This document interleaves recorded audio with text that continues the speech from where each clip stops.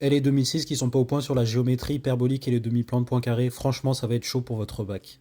Je t'explique tout de suite comment gérer les géométries non euclidiennes. Maintenant que j'ai ton attention, on va se concentrer sur l'exercice 1 du sujet 0 du bac 2024. Je vais te montrer la rédaction optimale pour que tu décroches un 20 à ton bac de maths. Oui, c'est possible. L'énoncé est affiché, n'hésitez pas à faire pause et screen pour lire les questions. Première question, on nous demande de vérifier que la fonction u définie par l'expression u de x est égale x exponentielle de x est solution de l'équation E. Tout d'abord, important, on justifie la dérivabilité de u. U est dérivable sur R en tant que produit et composé de fonctions définies et dérivables sur R, et on peut mentionner que ce sont des polynômes et des exponentiels. Les questions vous demandent de considérer une dérivée, que ce soit pour faire le calcul de la dérivée ou vérifier une équation différentielle, justifiez toujours la dérivée, même si ça n'est pas explicitement demandé. Déjà parce que normalement il faut le faire, même si on n'attend pas toujours ça de vous en terminale, mais en plus parce que si vous le faites et que d'autres ne le font pas, vous allez vous distinguer dans votre copie. Et le correcteur aura un crush sur vous. Vous avez justifié la dérivabilité, vous dites pour tout x dans l'ensemble de dérivabilité, ici R, pour tout x dans R, j'ai u' de x égale 1 fois exponentielle moins x plus x fois exponentielle moins x, d'après la règle de dérivation du produit, et d'après la règle de dérivation d'une composée avec une exponentielle, qui est égale à exponentielle moins x exponentielle moins x. Maintenant, je veux vérifier que u vérifie l'équation différentielle. De manière générale, que ce soit une équation différentielle ou une équation quelconque, quand on veut montrer qu'un objet vérifie une équation, eh bien je vais remplacer un côté de l'équation par l'objet en question, je calcule et je regarde si c'est égal à ça. Attention, n'écrivez pas que c'est égal à ça, on veut vérifier, donc là on doit faire le calcul du côté gauche et espérer obtenir le côté droit. Donc j'écris u' de x plus u de x égale exponentielle moins x exponentielle moins x plus x exponentielle moins x d'après mon calcul précédent. Et donc là, vous remarquez que le deuxième terme, c'est tout simplement u de x.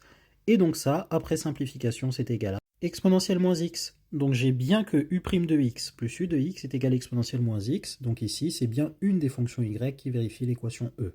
Et on met la phrase de conclusion qui fait plaisir. Donc pour tout x dans R, u' de x plus u de x est égal à exponentielle moins x. U est bien une solution de E. Question 2, on vous demande de résoudre cette équation différentielle, qui peut se réécrire aussi de cette façon-là si on isole y'. Et bien là, vous reconnaissez les équations différentielles de la forme y' est égal à fois x, et j'ai fait la démonstration pour savoir pourquoi les solutions sont de la forme que je vais donner, donc n'hésitez pas à regarder dans la description ou sur mon profil pour cette démo. Mais là, on sait que les solutions de cette équation, juste d'après le cours, elles sont de la forme k exponentielle moins x, k appartenant à R. Donc j'ai bien résolu mon équation différentielle, c'est-à-dire que j'ai donné toutes les fonctions qui vérifient cette égalité, c'est-à-dire que ce sont les k exponentielles moins x, avec chacune des constantes réelles k possibles et imaginables. Question 3, maintenant on veut toutes les solutions de notre équation de base, l'équation E. Ne paniquez pas, ça va bien se passer. Qu'est-ce qu'on a fait? Question 1, on a démontré que U était une solution de E. C'est ça qu'on appelle une solution particulière, c'est une fonction qui se trouve être une solution de E. On l'appelle particulière parce qu'a priori, il pourrait y en avoir plein d'autres, et là, on en a juste trouvé une. Mais nous, à la question 3, on les veut toutes. Donc la réponse, ça donne d'après le principe de superposition, vous pouvez dire d'après le cours, mais si vous donnez ce nom, franchement, ça fait trop classe. Les solutions de E sont les k exponentielle moins x plus u de x.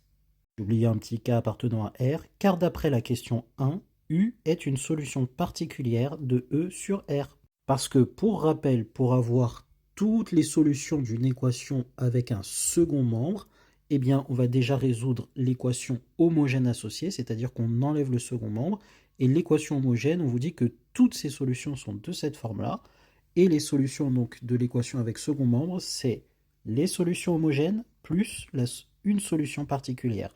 Ça vous donne toutes les solutions de l'équation avec second membre. La question 4 maintenant vous dit de trouver l'unique solution G de l'équation différentielle E qui vérifie que G de 0 égale 2.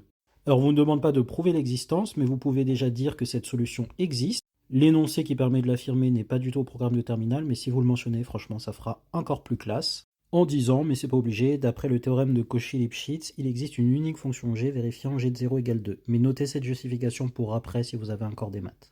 Or, vous savez qu'il existe k dans R tel que g de x soit égal à k exponentielle moins x plus x exponentielle moins x.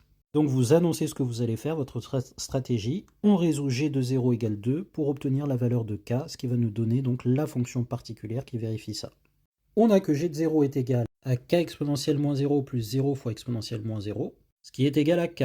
Or, g de 0 est égal à 2, donc k est égal à 2. avec le petit encadrement bien comme il faut. La phrase de conclusion, ainsi pour tout x dans R, g de x est égal 2 exponentielle moins x plus x exponentielle moins x. Soit si on factorise par exponentielle moins x, 2 plus x facteur de exponentielle moins x. Et regardez comme de par hasard à la partie 2 le genre de fonction qu'on considère. Comme c'est bizarre.